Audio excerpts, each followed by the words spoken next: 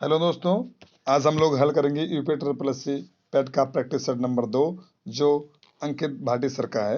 इससे पहले हमने पहला प्रैक्टिस सेट हल करा दिया है। अगर आप लोग देखना चाहते हैं तो हमारे एजुकेशनल चैनल में जा करके देख सकते हैं। और अगर हमारा वीडियो आपको पसंद आएगा तो आप लोग चैनल को सब्सक्राइब कर देना और अधिक से अधिक लोगों के पास शेयर करना। चलिए प्रश्नों को हल करते हैं। दूसरा प्रैक्टिस सेट ये है, आपके सामने लिखा हुआ है, हड़प्पा के लोगों की सामाजिक पद्धति क्या थी? तो इसका सही जवाब होगा उचित समतावादी। अगला क्वेश्चन है, सांख्य, योग, न्याय, वैशेषिक, मीमांसा एवं वेदांत इन 6 भिन्न भारतीय दर्शनों की स्पष्ट रूप से अभिव्यक्ति है। तो ये किसमें है? इसका सही जवाब आपको बताना है। ये वैदिक युग में है। अगला प्रश्न लिखा हुआ है, हर्षवर्धन अपनी धार्मिक सभा कहाँ करता था? तो इसका सही जवाब होगा, ये कहाँ करता था? बी नंबर, प्रयाग में।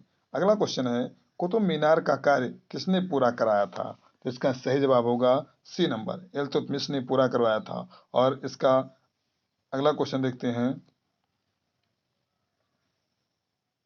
इल्तुतमिश ने इसको पूरा कराया था। अगला क्वेश्चन देखते हैं, भारत में अंग्रेजों के समय प्रथम जनगणना किसके कार्यकाल में हुई थी? तो इसका सही जवाब होगा लॉर्ड मेयो के कार्यकाल में। अगला क्वेश्चन है, भारतीय राष्ट्रीय कांग्रेस का प्रथम अधिवेशन कहाँ हुआ था? इसका सही जवाब होगा मुंबई में। नेक्स्ट प्रश्न देखते हैं, काकोरी केस अभियुक्तों के बचाव हेतु किसकी अध्यक्षता में एक समिति का गठन हुआ था? तो इसका करेक्ट जवाब होगा बी नंबर, गोविंद वल्लभ पंत। अगला क्वेश्चन है, महात्मा गांधी के चंपारण सत्याग्रह का किसने विरोध किया था? तो इसका सही जवाब होगा बी नंबर, एन जी रंगा ने विरोध किया था। अगला प्रश्न देखते हैं, किसके सुझाव पर भारतीयों को साइमन कमीशन से बाहर रखा गया? तो इसका करेक्ट जवाब होगा लॉर्ड इरविन के सुझाव पर। नेक्स्ट प्रश्न है, वर्ष 1946 में आजाद हिंद फौज के लाल किले में दिल्ली के मुकदमे की पैरवी निम्नलिखित में से किसने नहीं की थी? इसका सही जवाब होगा सी नंबर, यानी सरदार वल्लभ भाई पटेल ने नहीं की थी। अगला प्रश्न देखते हैं, संसार का सबसे बड़ा मरुस्थल कहाँ है? तो इसका करेक्ट जवाब होगा ये सहारा मरुस्थल है। अगला प्रश्न देखते हैं, भारत कितने प्राकृतिक प्रदेशों में विभाजित है? तो इसका करेक्ट जवाब होगा 6 प्राकृतिक प्रदेशों में। अगला प्रश्न देखते हैं, नेलांग नेलांग घाटी किस राज्य में स्थित है? तो इसका सही जवाब है उत्तराखंड में। नेक्स्ट प्रश्न है, भारत में समस्त राज्यों में क्षेत्रफलानुसार उत्तर प्रदेश का क्या स्थान है?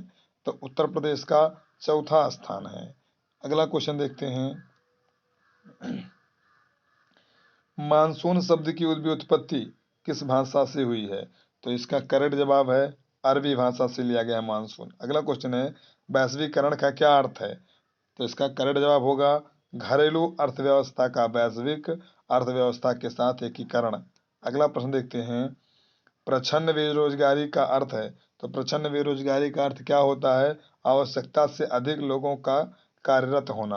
अगला क्वेश्चन देखते हैं, बजट एक लेख पत्र है। तो इसका सही जवाब होगा सरकार की राजकोषीय नीति का। अगला प्रश्न देखते हैं,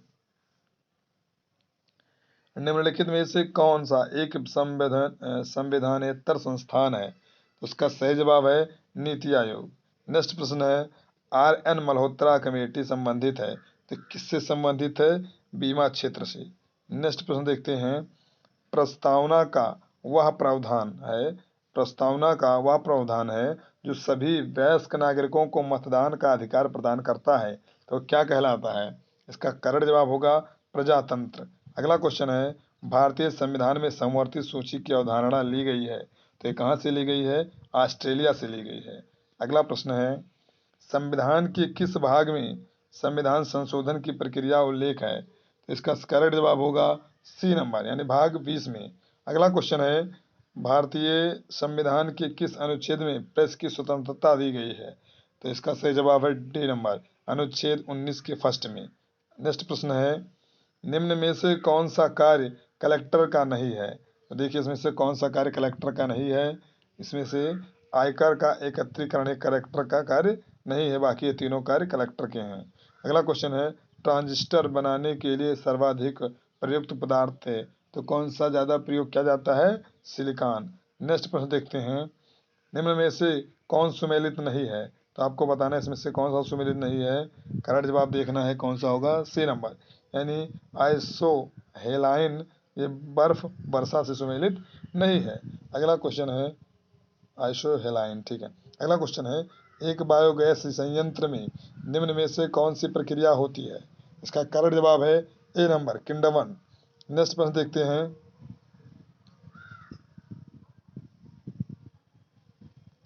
सिगरेट लाइट में निम्नलिखित में से कौन सी गैस प्रयुक्त होती है?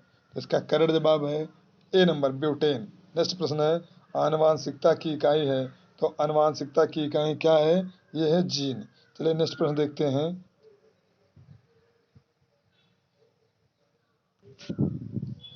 वैमनस्य का विलोम शब्द क्या है? तो इसका करेक्ट जवाब होगा वैमनस्य का विलोम शब्द होता है सौमनस्य। नेक्स्ट प्रश्न है सूर्य उदय का संधि विच्छेद होगा, तो सूर्य उदय का संधि विच्छेद क्या होगा? सूर्य प्लस उदय। ऑप्शन नंबर ए सही है। वाक्यांश का एक शब्द बताइए जिसके हृदय में ममता नहीं हो, इसे क्या कहते हैं? तो इसका करेक्ट जवाब होगा निर्मम कहेंगे। अगला प्रश्न देखते हैं, छक्का पंजा करना मुहावरे का सही अर्थ क्या है? तो इसका सही जवाब होगा छक्का पंजा करने का मतलब होता है ऊंची हरकत से कार्य सिद्ध करना, यानी ऑप्शन नंबर बी सही है। अगला क्वेश्चन है जयद्रथ वध, जयद्रथ वध किसकी रचना है? इसका करेक्ट जवाब है ये मैथिली शरण गुप्त जी ने लिखा है। चलिए अगले प्रश्नों को देखते हैं। नेक्स्ट प्रश्न है राष्ट्रमंडल खेल 2026 की सूची में किन 3 खेलों को हटा दिया गया है? तो इसका सही जवाब है आपको बताना है, यानी ऑप्शन नंबर डी, यानी कुश्ती को, निशानेबाजी और तीरंदाजी को, तीनों को हटा दिया गया है कॉमनवेल्थ गेम्स में से। अगला क्वेश्चन है संसद ने हाल ही में किस ऐप को लॉन्च किया है? तो इसका करेक्ट जवाब है डिजिटल संसद। नेक्स्ट प्रश्न है आपके सामने लिखा हुआ है विश्व का तीसरा सबसे बड़ा क्रिकेट स्टेडियम कहाँ बनाया जाएगा? तो ये बनाया जाएगा जयपुर, भारत में। अगला क्वेश्चन है 1 जनवरी 2022 को कौन सा हाई कोर्ट देश की पहली पेपरलेस अदालत बनी है? तो इसका करेक्ट जवाब है केरल उच्च न्यायालय। नेक्स्ट प्रश्न आपके सामने लिखा हुआ है जनवरी 2022 में किस देश ने बाल विवाह पर पाबंदी लगाने हेतु एक कानून लागू किया है?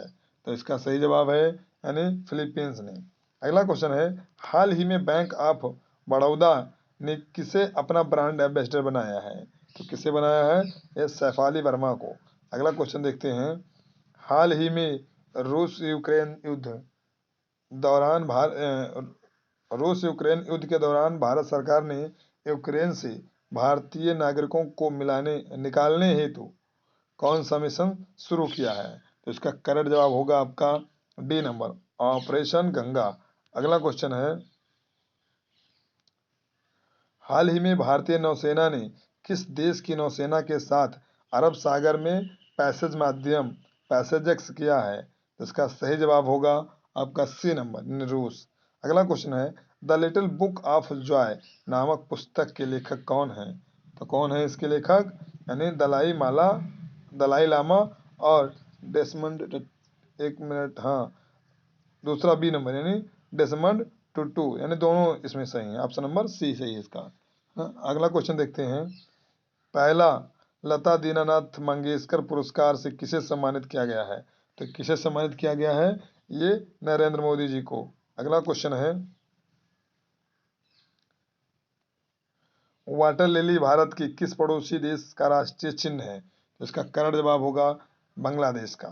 अगला क्वेश्चन है सुमेलित कीजिए, आपको सुमेलित करना है इधर ए नंबर को और 1 2 3 4 को, इनको सुमेलित करना है। इसका ऑप्शन नंबर बताना है कौन सा सही है, डी नंबर, यानी ए को मिलाएंगे नॉर्वे को ओस्लो से मिलाएंगे और साइप्रस को मिलाएंगे हम लोग ए नंबर से निकोसिया से, और सी नंबर को मिलाएंगे जॉर्जिया को तेलविस से, और ऑस्ट्रेलिया को मिलाएंगे वियना से। अगला क्वेश्चन देखते हैं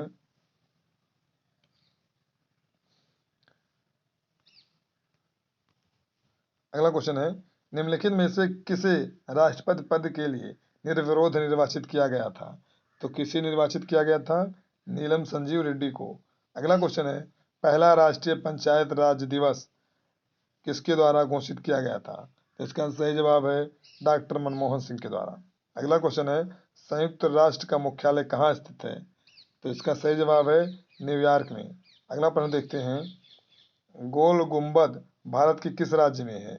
तो गोल गुंबद आपको बताना है यह है कर्नाटक में। अगला है झारखंड का लोक नृत्य क्या है? तो झारखंड का लोक नृत्य है आपका पाइका भी है और छऊ भी है, यानी ऑप्शन नंबर बी सही है। अगला क्वेश्चन है देखते हैं, जूडो किस देश का राष्ट्रीय खेल है? तो इसका करेक्ट जवाब होगा डी नंबर, जापान का। अगला क्वेश्चन है, गोल्डन गर्ल योम उड़न परी के नाम से किसको जाना जाता है? तो इसका करेक्ट जवाब होगा पीटी उषा को।